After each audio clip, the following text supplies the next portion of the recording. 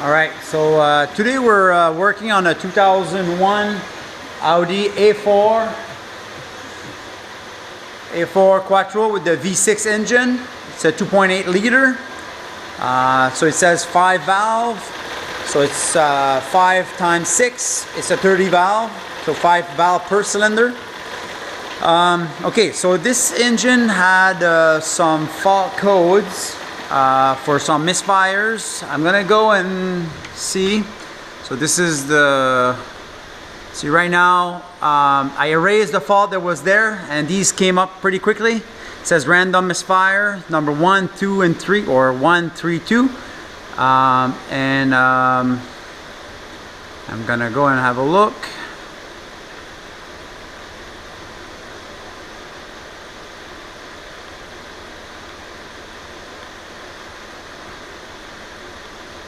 So I'm going to put all 6 cylinders. If you notice, the cylinder number 1, 2, and 3, there's constantly misfiring. I guess the number 2 is worse. And the 1 here, the 4, 5, and 6 is okay. And so I had also a camshaft fault, G40 I think on this one. Had a camshaft fault and some misfires and stuff like that. And I checked the fuel trim before erasing the fault. Fuel trim was bank 1, it was idle at minus 1.5 and partial at minus 14.1.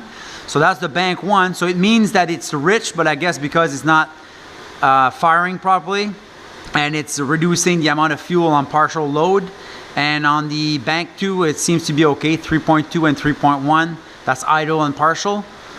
And if you look at the engine, just another contact. All right. If you look at the engine, the amount of oil here, this is all little plastic covering from the wires. You know, they're dry. And you see number 1, 2, and 3. And you see this. I pulled one out, and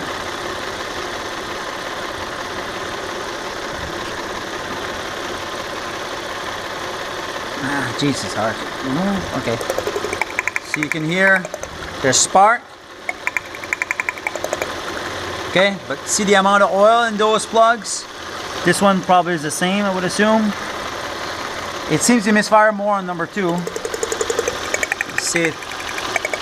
So it has spark, but there's oil there. So I guess the valve cover is probably defective. There's it's probably oil coming into the cylinder bore holes, and then the oil it doesn't work right. So we're going to check the spark plugs at the same time. Probably going to do the valve cover on that right side. The other side, we'll see if there's some oil or not. But you can see that the engine is not running right. It's rough. And see, there's a bunch of misfires. So anyway, we'll try to fix it, and we'll see if it runs better after. Okay, so we remove all 6 wire leads on both banks, and it was full of oil. So I used a little siphon pump that I have. So I remove a lot of oil. See, there's oil in here. I'm going to show. And also we're checking the spark plugs to see what kind of shape. We're going to remove, I guess on that side and on the other side. We'll compare with the new set of plugs, but it seems to be worn out quite a bit. So we're probably going to put a new set, and we don't have the valve cover in stock, but we're going to order both valve covers. So we're going to replace both valve cover gaskets, and I'm just going to show how much oil. There's some brake cleaner, because we use some brake cleaner to flush the cylinder hole, spark plug wells. But as you see, this is what was in all 6 cylinders. You know, there's probably some brake cleaner in there, maybe a little bit of residual oil that was in there, but not a whole lot. So it was quite a bit of oil in there. It's funny that the cylinder number 4, 5, 6 on bank number 2, in this side, the driver's side, there was some oil too, but it was not misfiring. On this side, the middle cylinder was the worst, and that's the one that I think that was mostly misfiring, but all 6 was misfiring. So the engine was rough. So anyway, we're gonna, for now, we're gonna put new plugs. We're gonna put the wires as it is, and we'll restart it and see how it runs. But you know, we're gonna do the valve covers because the oil is gonna come back in.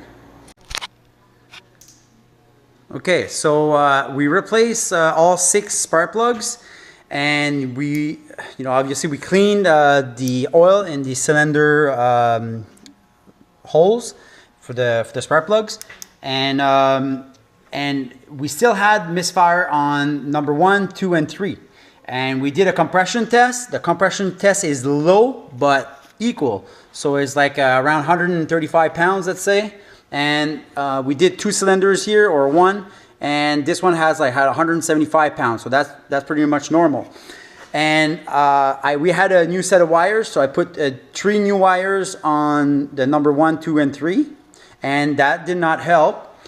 And at the beginning we had some misfires, and there was also a fault for the camshaft. I erased the fault, I revved the engine, no fault came, okay, but I didn't go for a test drive, but no fault came even with revving the engine.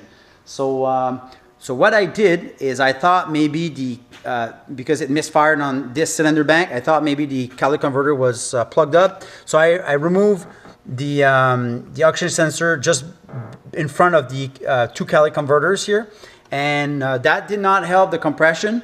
And I had a suspicion because there was a camshaft fault, so I removed bolt covers. And right now I have the tool, the locking tool, on the bank number 1 on the exhaust cam. Well, on the, yeah, it's on the exhaust cam. And see, the tool fits here, but see what is the big difference? This tool will never fit there. So obviously there is, I know there was a snowstorm, and maybe there's some snow that went into the cover here, and maybe it you know, it went on the cogs and the timing belt jumped. And because the timing belt is, you know, it's tension normally, so what I'm going to be doing, I'm going to reset the timing on that cylinder bank number 1 and reassemble it, and then we'll go from there. We'll see if we can cure that misfire on those 3 cylinders. And also I checked with a hearing aid, a stethoscope, and I checked all 3 injectors, and the injector were clicking. It doesn't mean that it was opening, but at least when I unplugged it, you notice there was a difference between these 3.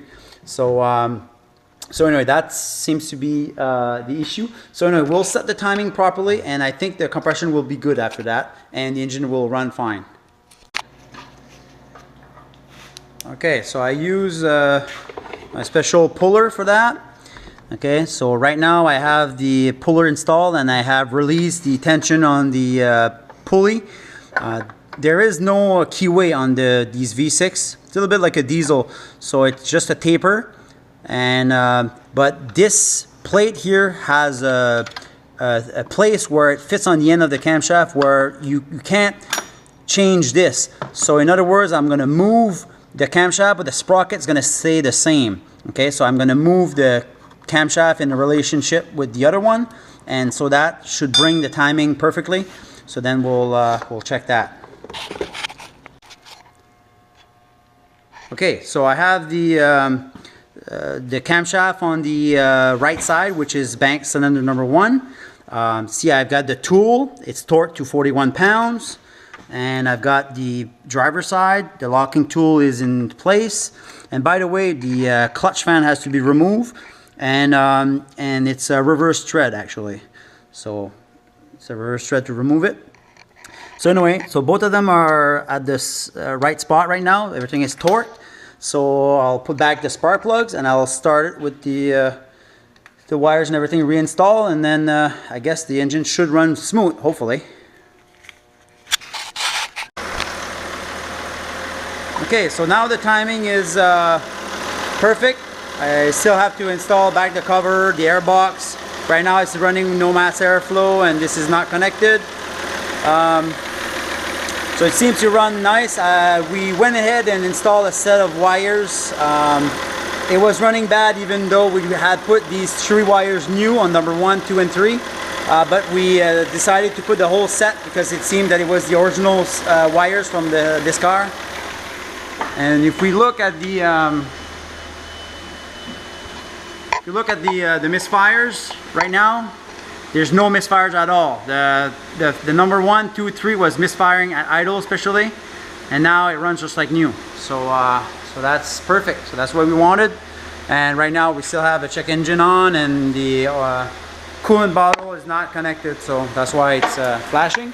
But yeah, so I mean, my only conclusion is because the timing belt, the tension seems to be okay, but I think maybe there was some snow because it just happened after a snowstorm. So I think maybe there was some snow in the cover here, and the timing belt jumped a notch or two. All right, so that's good.